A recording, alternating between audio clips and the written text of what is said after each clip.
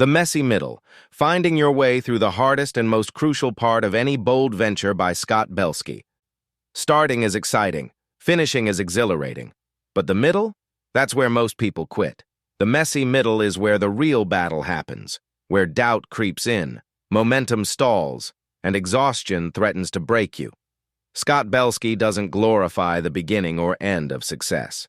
He focuses on the hardest part, the long, brutal middle where most bold ventures die. Whether you're building a business, writing a book, launching a movement, or reinventing yourself, you will hit a point where everything feels like it's falling apart. This is where persistence matters more than inspiration, where strategy trumps raw talent, and where discipline separates those who endure from those who fade. The messy middle is unavoidable, but it isn't impossible. Belsky breaks it down into lessons forged from real-world experience, showing you how to navigate uncertainty, sustain momentum, and emerge stronger on the other side. You cannot avoid the struggle, but you can learn how to endure it. Lesson 1. Endure the chaos. Everything will take longer than you expect. Everything will cost more than you planned. Obstacles will come out of nowhere, and you will question whether you were ever capable to begin with. This is the reality of the messy middle. The beginning of any endeavor is filled with enthusiasm and clarity. The end is filled with relief and reward. But the middle? That's where most people quit. This is where doubt becomes louder than conviction, where exhaustion overshadows excitement, and where setbacks pile up until quitting seems like the only rational option. The key difference between those who succeed and those who don't isn't talent or luck. It's endurance. Airbnb was on the verge of collapse for years. No investors believed in their idea. They were rejected hundreds of times. At one point, its founders were so broke they resorted to selling novelty cereal boxes to fund their company. Most people would have given up. They didn't. They kept adjusting, iterating, and pushing forward until they found a breakthrough. The same story repeats in every field. Howard Schultz was turned down by 242 banks before he secured funding for Starbucks. J.K. Rowling received 12 rejections before a small publishing house took a chance on Harry Potter. Elon Musk nearly lost Tesla multiple times, betting his entire fortune on a company that seemed doomed more than once. These people weren't the smartest or luckiest. They were the ones who kept going. The messy middle is where resilience is built. It's what separates a fleeting idea from a lasting impact. Ernest Shackleton's legendary Antarctic expedition was a disaster on paper. His ship, Endurance, was trapped in ice and destroyed, leaving his crew stranded in one of the most inhospitable places on Earth. Yet not a single man died under his leadership. Shackleton didn't waste time lamenting the situation. He led his men across ice, open water, and unforgiving terrain, refusing to surrender to the impossible odds. The name of his ship, Endurance, became the defining characteristic of his leadership. His survival wasn't based on luck. It was based on his ability to withstand chaos without breaking. History is filled with stories of those who endured the darkest, most brutal conditions and emerged stronger. Viktor Frankl, a Holocaust survivor and author of Man's Search for Meaning, endured unimaginable suffering in concentration camps. He lost his family. He faced starvation, disease, and daily brutality. Yet he didn't let despair consume him. He found meaning in survival, writing that, "When we are no longer able to change a situation, we are challenged to change ourselves." This is the essence of endurance. You don't always control the circumstances, but you control your response. The same principle applies to business, creativity, and personal reinvention. The middle of your journey will feel impossible. It will test your patience, your willpower, and your belief in yourself. Your ability to keep moving forward despite setbacks is what determines success. Think of Thomas Edison, who conducted over 1,000 failed experiments before inventing the light bulb. He didn't see failure as defeat. He saw it as progress. He famously said, "I have not failed. I've just found 10,000 ways that won't work." That mindset is the only way to survive the messy middle. In The Hard Thing About Hard Things, venture capitalist Ben Horowitz describes the brutal, unpredictable challenges of building a business. He doesn't sugarcoat it. He acknowledges that chaos, uncertainty, and near collapse are inevitable. But he also makes it clear that the best leaders are the ones who can endure when everything seems to be falling apart. The same applies to athletes, writers, entrepreneurs, and anyone daring enough to attempt something meaningful. Kobe Bryant trained longer and harder than anyone else, arriving at the gym at 4 a.m. because he understood that greatness isn't built in comfort.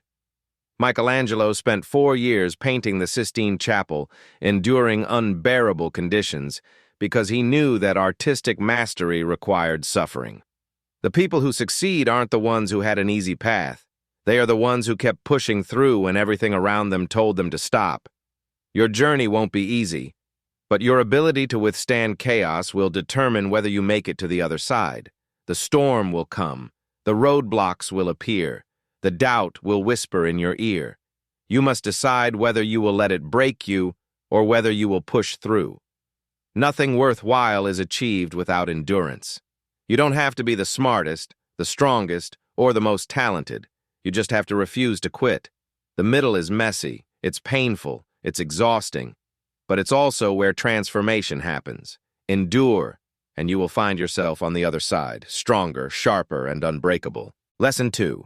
Kill perfectionism. You waste time trying to make things perfect. You tell yourself it's about quality, but it's really about fear. Fear of failure, fear of judgment, fear of imperfection. The messy middle doesn't care about your fears. The only way forward is through action. The people who succeed are not the ones who get everything right the first time. They are the ones who keep moving despite the flaws, the mistakes, and the uncertainty. Perfectionism is not a pursuit of excellence. It is a refusal to move forward unless the outcome is guaranteed, and nothing guarantees an outcome more than iteration. Belsky emphasizes the importance of progress over perfection, citing companies that iterated their way to success. Twitter started as a podcasting platform before realizing its users preferred micro-updates.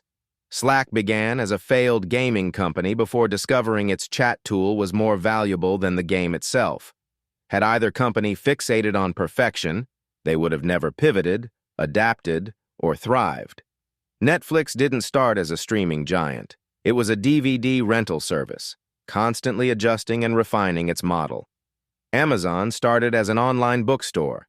Apple launched its first product with imperfections, iterating over decades to become what it is today.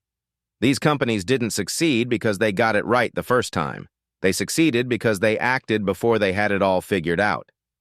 Reid Hoffman, founder of LinkedIn, famously said, "If you're not embarrassed by the first version of your product, you launch too late." This applies to everything. The first draft of a book will be terrible. The first iteration of a business model will have flaws. The first version of a personal transformation will be awkward and unrefined. That's the point. If you insist on perfection before moving forward, you will stay stuck in the middle forever. Artists understand this better than anyone. Leonardo da Vinci's Mona Lisa took years to complete, and he constantly revised it. Beethoven's Symphony No. 9 was written while he was completely deaf, yet he refused to stop composing. Picasso produced over 50,000 pieces of art in his lifetime, not because every piece was a masterpiece, but because volume leads to greatness. Perfectionism paralyzes you. The need to make something flawless before releasing it guarantees that you will never release anything at all. Perfectionism is also the fastest way to burn out. In The War of Art, Stephen Pressfield calls perfectionism the most insidious form of resistance because it disguises itself as ambition. But it's not ambition, it's fear. The perfectionist waits until conditions are just right. But conditions are never just right. The entrepreneur waits until the business plan is flawless, but business is inherently uncertain. The writer waits until the words are perfect, but first drafts are meant to be messy. You don't need a perfect plan. You need momentum. The difference between professionals and amateurs is that professionals ship their work. They finish, they release, they iterate, they learn. Seth Godin calls this the shipping mindset, the discipline to put something into the world, knowing it isn't perfect, but trusting that progress is better than stagnation. When you cling to perfection, you delay action. When you delay action, you delay learning. When you delay learning, you fail. The only way to move forward is to let go of perfection and embrace the messy process of creation. Perfectionism will keep you stuck in the middle forever. Let go. Move forward. Publish, launch, iterate, improve. But never wait. The world doesn't reward those who wait for perfection. It rewards those who execute despite the imperfections. Lesson 3. Manage your energy. Burnout doesn't come from working hard. It comes from working hard on the wrong things. You don't need more hours in the day. You need to use your best hours wisely. Too many people spend their peak energy fighting small fires instead of tackling high-impact problems. Belsky highlights the importance of energy management over time management, because time is irrelevant if you don't have the energy to use it effectively. The messy middle will try to pull you in 1,000 directions. If you don't actively protect your energy, it will be drained by meetings that don't matter, tasks that don't move the needle, and people who don't deserve your time. Warren Buffett's strategy is ruthless prioritization. He writes down his top 25 goals, then eliminates all but 5. The remaining 20 don't just get put on hold. They get actively avoided because they are distractions disguised as priorities. That level of clarity is rare. Most people spread themselves too thin, saying yes to every opportunity, every request, every new idea, until they are drowning in obligations that add no real value. They mistake activity for progress, but activity without focus is just wasted effort. Energy is a finite resource. You wake up with a certain amount each day, and once it's gone, it's gone. Elite athletes don't train for 10 hours a day. They train strategically, focusing on recovery as much as effort. Serena Williams doesn't practice until she collapses. She practices until she reaches peak efficiency. This is the approach you must take. Overworking yourself does not lead to success. Focus does. Productivity isn't about doing more. It's about doing what matters. Studies on cognitive performance show that decision fatigue is real. The more choices you make in a day, the less mental energy you have for important work. This is why Mark Zuckerberg wears the same outfit every day, why Steve Jobs did the same, why high-level CEOs structure their days to eliminate unnecessary decisions. They understand that mental energy is precious, and wasting it on trivial choices weakens their ability to solve meaningful problems. You need to protect your decision-making power by automating what doesn't matter and reserving your best thinking for what does. The same applies to personal energy cycles. Everyone has peak hours, windows of time when their focus, creativity, and cognitive ability are at their highest. For some, it's early morning. For others, it's late at night. If you spend these peak hours responding to emails, attending useless meetings, or scrolling through distractions, you are throwing away your most valuable resource. You need to structure your work around your natural energy cycles. Do your most important work when your brain is at its sharpest. Protect these hours like your life depends on it, because your success does. The biggest mistake people make in the messy middle is trying to do everything. They say yes to too many things, spread themselves too thin, and wonder why they feel exhausted. The answer isn't to work harder, it's to work smarter. Jeff Bezos doesn't make 1,000 decisions a day. He makes a few critical ones that shape the future of Amazon. The world's top performers are not the busiest people. They are the most selective. They don't waste energy on what doesn't matter. They go all in on what does. You don't need to manage your time better. You need to manage your energy better. Protect your peak hours. Eliminate distractions disguised as opportunities. Say no more often. Stop responding to every request immediately. Momentum comes from focused effort, not scattered activity. The more disciplined you are with your energy, the more unstoppable you become. Lesson 4. Stay loyal to the process. You will be tempted to chase quick wins. You will see competitors cutting corners, finding loopholes, taking shortcuts, and wonder if you should do the same. You will feel like you're moving too slow, like your results aren't keeping up with your effort, like everyone else is passing you by. The messy middle is full of mirages, promises of rapid success that often lead to long-term failure. The desire for instant results is a trap. Belsky warns against abandoning the process for speed, because the people and companies that last aren't the ones who sprint the fastest, they're the ones who refuse to take shortcuts. Pixar's greatest films didn't happen overnight. They were built through a relentless process of iteration and refinement. The Brain Trust, a system where directors received unfiltered criticism from their peers, forced Pixar's teams to constantly push their work further. This was painful. Ideas that took months to develop were often torn apart and reworked entirely. It would have been easier to settle, to push forward with a good enough version, to avoid the discomfort of revision. But Pixar never compromised on process, and that's why they have dominated animation for decades. Compare this to companies that prioritize speed over substance.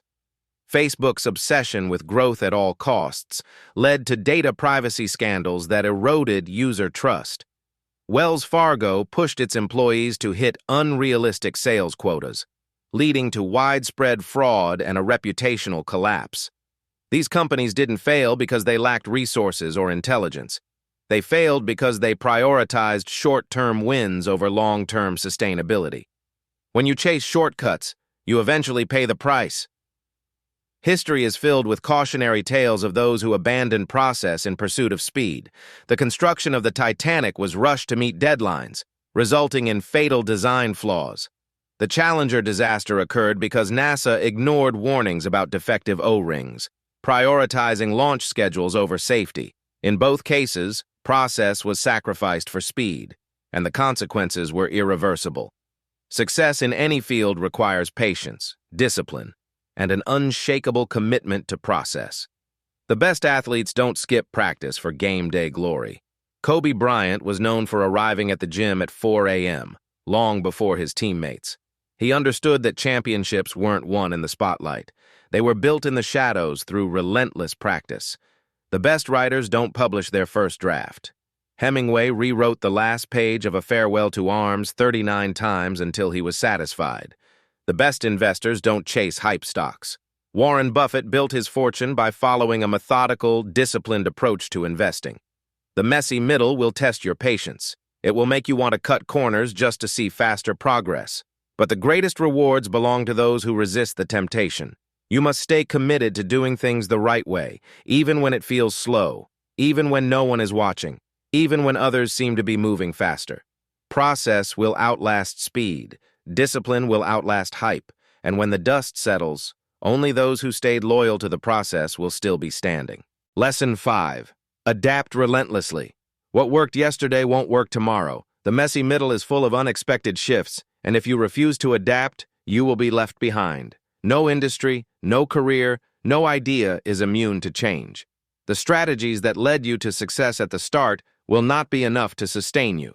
The best companies, leaders, and creatives succeed because they embrace change instead of resisting it. Netflix started as a DVD rental service, mailing movies to customers at a time when Blockbuster dominated the market. Then, before anyone else saw the opportunity, Netflix pivoted to streaming. It wasn't easy, it wasn't obvious, but they adapted.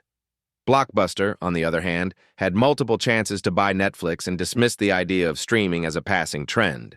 They clung to their outdated business model, convinced that what worked before would work forever. Today, Netflix is a multi-billion-dollar company, and Blockbuster is nothing more than a memory. Kodak invented the digital camera but ignored it to protect its film business. Instead of adapting, they resisted. The world moved on without them. The same story repeats across industries. BlackBerry once dominated the mobile phone market but failed to evolve when touchscreens replaced keyboards. Borders was a powerhouse in bookselling, but ignored the rise of e-books while Amazon built an empire. These companies weren't destroyed by technology. They were destroyed by their refusal to adapt. Belsky makes it clear.